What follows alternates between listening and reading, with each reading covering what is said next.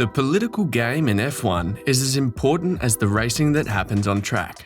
And this season may be the most interesting yet, where we have team bosses going at each other week to week. While the past 2 weeks was Red Bull's Christian Horner accusing Mercedes team boss Toto Wolff swindling the FIA to succumbing to their needs, this time it's the other way around, with Toto accusing Horner and Red Bull of bending the rules way past what is legal. So what are Toto and Christian fighting about this time? Well, you're going to need to stick around to find out. But before we get to the good stuff, consider subscribing as we upload 4 videos at the minimum every week, just to keep you guys updated on the latest happenings in the F1 space. Now that's out of the way, let's get to it. As we all can remember, a good number of the drivers and Mercedes took a stance against the FIA and the problem that has plagued every F1 team on the grid to some degree. And because of that stance, the FIA issued a 2-part technical directive to combat the said problem. One was an effort to measure and police the levels of vertical oscillations as further research on the phenomena that the FIA come up with an all-encompassing solution for it. While this is straightforward and easy to impose and regulate, the second part of the directive is what has been controversial. The second directive mainly is about the FIA focusing on the plank wear and flexibility, as they consider this to be related to the same issues and goes hand in hand to the metric that they have. And this is where Mercedes team boss Toto Wolff would catch their rival teams red-handed. See, the FIA's sudden focus on this suggests that the allowance of 2 mm flexibility in the bodywork within the area defined as the plank has been bent to the extremes by some teams on the grid, aka Red Bull and Ferrari, who have experienced the least porpoising out of all the teams on the grid. The rules only specify that deflections should not be greater than 2 mm at 2 specific positions, at the leading edge of the plank and slightly further back. These 2 points are the only thing in the rulebook. The FIA does not take measurements at the rear and around where the driver sits. And being that these 2 points take the hardest beating while porpoising, it would be logical for teams to bend the rules to soften the impact in these areas. So some teams, aka Red Bull and Ferrari, are believed to have engineered the mounting of the plank and skid block in a way that gives the car and the driver a good amount of cushioning. Toto Wolff would comment on their rival team's cheating, saying, "Nobody had an idea until the FIA brought it up in the last technical advisory committee, which was to a great surprise of all the teams. Because what's in the regulations and what was the intent of the regulations, it's pretty clear. There is no argument why that could deflect more than what's in the regs. A bit of a surprise, to say the least. More of a shocker." Mercedes head of trackside engineering, Andrew Shovlin, would also comment on the discovery, saying, "When it came to light, we realised there are opportunities that we've perhaps not been taking or exploiting, so it won't affect in how we run our car. It may well be it affects our competitors, and by virtue of that, we move a little bit closer."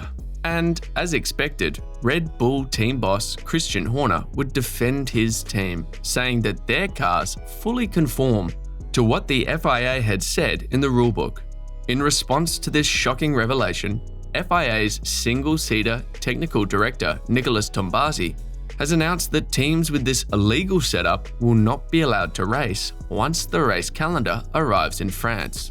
This means both Ferrari and Red Bull have 3 weeks to redo their setup before they face further consequences from the FIA. Nicholas would clarify that these measures were made to ensure that all teams are on the same playing field. He would also say that the FIA believed teams having excessive deformation of the floor was being done to achieve significantly lower ride heights and hence an indirect aerodynamic gain.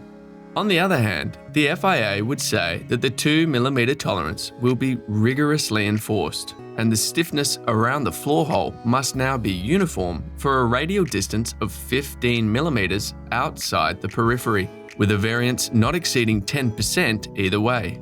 The FIA would also add, competitors will be required to demonstrate compliance with these provisions by way of a detailed inspection of both the CAD and the physical installation, as well as the finite element analysis. McLaren's team boss, Andreas Seidel, would tell the media that he is happy that the FIA are making these kinds of efforts, saying, "There must be a reason why Nicholas has put up some clarifications in what he wants to see and what he expects. From our point of view, we are happy with this clarification, which is in the TD, because in the end, it should help us that we are all on a level playing field." And as for Horner, we can all remember him as the angriest one out of all the team bosses on the grid when news broke that the FIA will be trying to come up with technical directives that will hopefully lead to an all-encompassing solution to porpoising, saying that it would be unfair for teams that have figured the porpoising out to succumb to whatever the FIA wants in terms of setup. But one may argue that a ruling like that would ensure that every team is starting on an even playing field, especially now that it has been revealed that the top two teams on the grid are bending the rules to gain the upper hand. This past week has been no different, as Horner believes that it is getting dangerous. In his words, "We haven't governed for that, and the cost involved, sometimes the unintended consequences for changing philosophies. It will affect what you carry over, and it will affect the design and development. The most important thing and biggest way to achieve stable costs is stability. The cars will converge. You can see that already. The cars are certainly looking more familiar, and that will continue over the next 6 to 9 months. The most important thing is don't with it. Leave it alone and the teams will sort it out." When you look at it from a purist point of view, it is not ideal because it seems we are giving more and more influence to the FIA to dictate more and more what your setup is.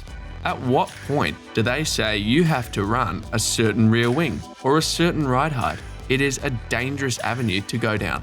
I understand on the grounds of safety that this is being introduced because the porpoising on a limited amount of cars is obviously at an extreme level. The FIA are keen to have a mechanism to control that, but hopefully it is only something that will be there for this year, as it is something that hopefully all the teams will be on top of and cars will converge next year. It is certainly not a precedent that we want to set.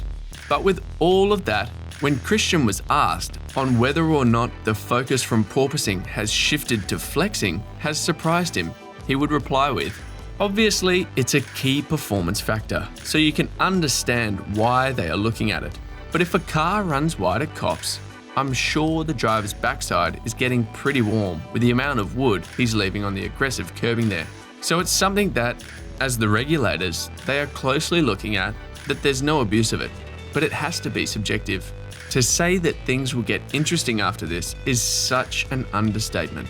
I know we say that a lot on this channel, but this will reveal just how good Red Bull and Ferrari truly are. But what do you think?